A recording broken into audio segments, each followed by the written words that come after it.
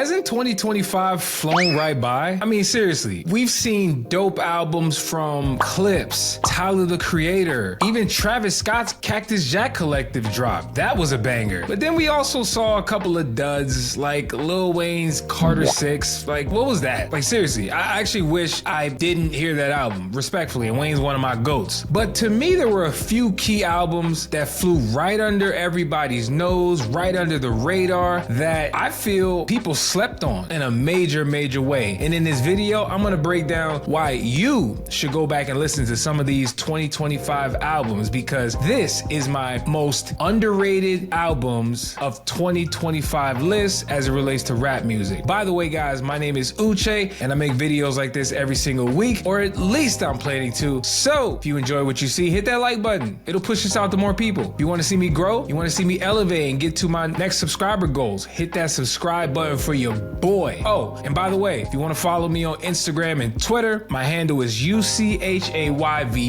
You can keep up with me with all the, things that I typically rant about. All right, with that being said, let's get into this. Okay. Let's talk about the 2025 most underrated albums from me. Once again, I want to pause and say, full disclosure, this is my list. I'm here to drive discussion, guys. So I want you to put in your list in the comments. Of course, tear mine up in the comments as well. Tell me it's a great list. Tell me it's a trash list. I want to know what y'all think either way. So let's get into it. But before we do, y'all got to remember this year was really impactful in rap. I feel like there was a huge push and a real big presence when it came to conceptual artists who creating narratives and with complex themes and driving emotions to the forefront. That's also part of my criteria. Also, we got to talk about guys who bring the style to the forefront. Whether we're talking about unique flows, whether we're talking about distinct regional sounds, the various genres and subgenres within rap, all of those are up for debate and analysis when it comes to this criteria. And lastly, we got to talk about the guys and girls potentially on this list, even though, full disclosure, none of the female rappers made this list, but it's not because they're not great. I liked a lot of them. They just didn't make my top list. But we got to talk about the relentlessness. There was a ton of rappers who really persevered in 2025, created a consistent stream of music while also pushing through adversity to deliver some of the top projects of the year. And so when we talk about the criteria, I'm not here to highlight first week sales as a barometer for why the album made my list. I'm not here to highlight Billboard commercial stats as to why they made my list. I really don't care about none of that outside of just highlighting what the numbers were from a factual standpoint. We here to get into my list and why they were super underrated. Okay, so this list is in no order, but the first album I want to highlight is none other than Central Cee's Can't Rush Greatness album, which dropped on January 24,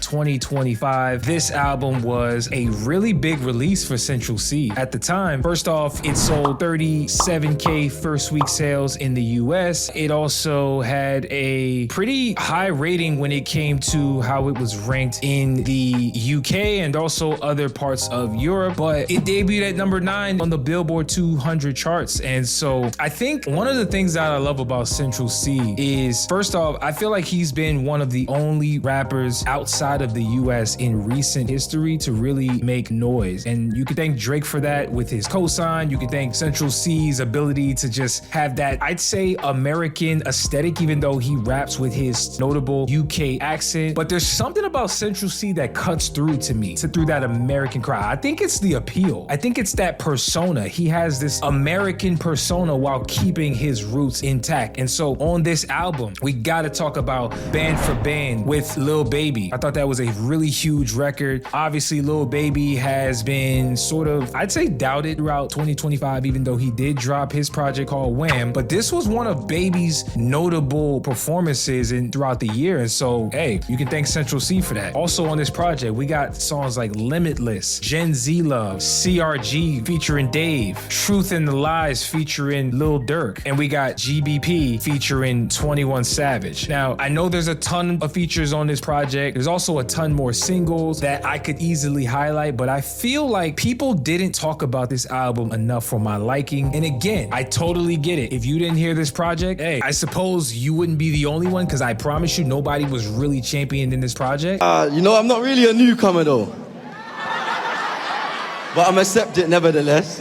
But if you really give this album a listen, I promise you, it's one of the better projects that dropped this year. And y'all know how it goes. When the album drops earlier in the year, by the time the end of the year comes, people tend to forget about what dropped that early. But yo, y'all gotta go tap into Central Cee. Next, let's talk about Tory Lanez. Mr. Lanez himself. Do y'all remember he dropped an album called Peterson this year? Do y'all remember that? Shoot, I do. Shoot. Hence why it's on the list, guys. This project released on March 7, 2025. It didn't make any notable Billboard charts. It didn't see any crazy first week numbers. I think it actually debuted at number 25 on the Billboard charts, which is not great in reality. But for Tory Lanez to drop an album surrounding the immense controversy he's been over the years when it comes to his case with Megan Thee Stallion, which by the way, in 2025, he lost his appeal case, and we saw so much of a resurgence in support for him to kind of get out of jail. We even saw congresswomen getting involved. Ultimately, all of that was dismissed. As a matter of fact, this guy got stabbed this year after this album dropped. But that should tell you all the adversity that Tory has gone through. Now let's get to the music. If we're just talking about music, guys, still to this day, I'm trying to understand how Tory recorded an entire album of this magnitude and of this quality behind bars. Now I know technology is amazing. I know there's people who have conspiracy theories and say it's AI. I'm taking this album on face value and saying, homeboy figured it out. He cracked the code like he notoriously said a long time ago. And he recorded this great album behind bars. In an era of your favorite artists not releasing music, Tory managed to actually put out music that I thought was pretty damn good. And so it had singles like Free Me, which was earlier in the album. It also had Guide Me Through the Storm featuring his father, Sunstar, and Paul McKay. It had Lawyer Fees, Slippin', Fallin' with Yoko Gold, and also Paul McKay once again. Nine Side / Amethyst, who's better known as Iggy Azalea. That's a whole different story. And then it also had a song called White Lightning. And so look, I know this album didn't break any records. I know nobody freaking lost their minds about it culturally speaking, but I feel like that's the problem, because I think when artists put their effort and all of their being into what they put out, it should be received properly. And listen, I'm on record. I think Tory Lanez is one of the greatest artists of the last 10 to 15 years when it comes to rap music. Y'all can go argue with your mammy. I ain't got nothing to do with that. This album was no different, so y'all gotta check out Tory Lanez Peterson project. Next, we gotta talk about Joyner Lucas and his project called ADHD 2, which was obviously his sequel to his original ADHD project. This came out on July 18, 2025. It sold 24K first week sales. It debuted at number 31 on the Billboard charts. Again, nothing that's breaking the bank. This is nothing that's moving needles. Nobody's pushing the limit in terms of the numbers, but Joyner in general is an artist that always floats under the radar. And while some may say he's corny, some may say he's a wannabe Eminem, some may even say he makes coworker music. Listen, I'm not here to paint any labels on Joyner Lucas, but what I will say is this: he dropped an album and he immediately started beefing with Skepta. They went on their little US versus UK rap battle, which many people didn't care about because, again, the beef was really about nothing. Like, it literally turned into like a Cold War. The US versus UK is like, it was very stupid. You can kind of blame Joyner for that, kind of how he turned it into a US UK thing, but whatever. The point is, on this project, we had songs like One of Them, we had songs like White Noise, Hate Me featuring T-Pain, Butterfly Effect, Anxiety Wins with Black Bear, and a ton of skits from comedians and actors like Kevin Hart. Like, what the hell is he doing on the project? Also, Denzel Washington had an appearance on this project. That was super strange, but the transition from the Denzel skit into White Noise, I promise you is,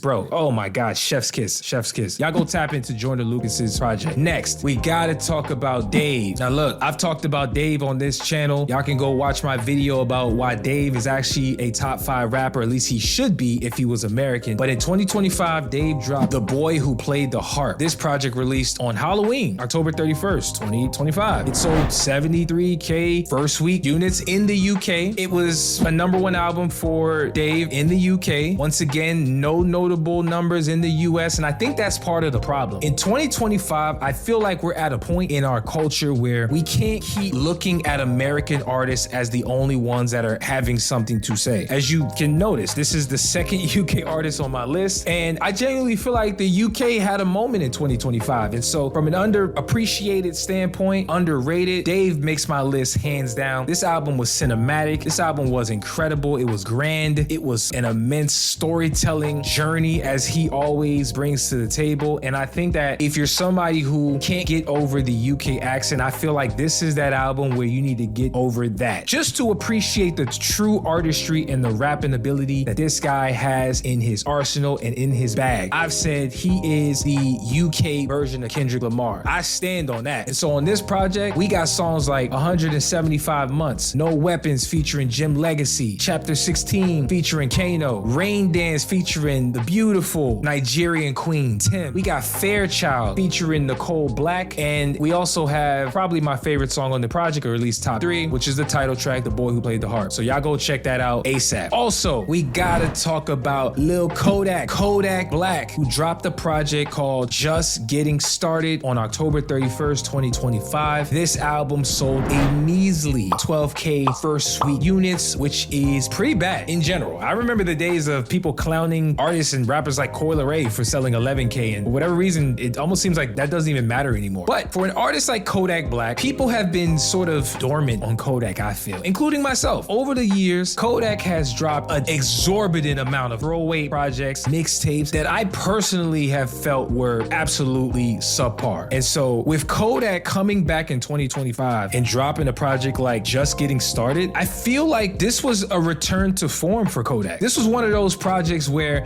if you are a real Kodak fan, you're gonna be like, yo, bro, Kodak did his thing. Kodak is back. But unfortunately, the masses didn't really pay attention to this project for my liking. And I feel like if you did give it a listen, you know what I'm talking about. But if you didn't, you will be pleasantly surprised at the music and the quality on this project. Some of my favorite tracks include Project Blue, which was the intro, Still Get Chanel featuring Chance the Rapper. We got Mumble Rap featuring Pharrell Williams. I'ma Shoot. Woo, that song is hard, guys. Anyway, Time to Breathe, that's one of my sleeper songs on the project. It's a super vulnerable record and just one that is, I think, defines the complexity of who Kodak is beyond the drug-infused guy we see snapping on social media at all times. But lastly, y'all go check out the song Calculated Steppin' as well. This was a really, really dope project. Kodak did his thing. Y'all go check this album out. And lastly, NF dropped a project called Fear. It was an EP. He dropped it on November 14, 2025. It sold 76K first week units. It topped all the rap charts when it dropped. It debuted at number 4 on the Billboard charts, and still nobody talked about it. And when I say nobody, NF fans don't come for me, all right? I'm talking about the mainstream. I'm talking about the people who claim to be covering the best music that drops in a genre that we all care about called hip-hop/rap. Now look, go check out my deep dive on NF if you want more specifics about his career, but I do think NF typically gets a bad rap. He gets labeled as the corny guy. He gets labeled as an Eminem clone. He gets labeled as a guy who is an underground rapper. But on this project, I feel like he turned a new leaf. Now, he's always been infusing pop and different elements and genres within his artistry, but on this album/EP, I think he took it to another level. And so some might say, okay, objectively speaking, this is not a rap project. And maybe you're right, because there was only technically one rap song, if you will, called Give Me a Reason. I mean, also MGK did deliver a rap verse, but I ain't here to split hairs and be technical, guys. NF is a rapper, and if you didn't hear Fear in 2025, well, hey, that's why I'm putting you on. These are my 5, actually it's really 6, guys. I added one late breaking to this list. Most underrated projects of 2025. But what do you guys think? Were some of these albums in your most underrated albums of 2025 list? Y'all leave your thoughts in the comments below. And also, what were some of your top underrated rap projects?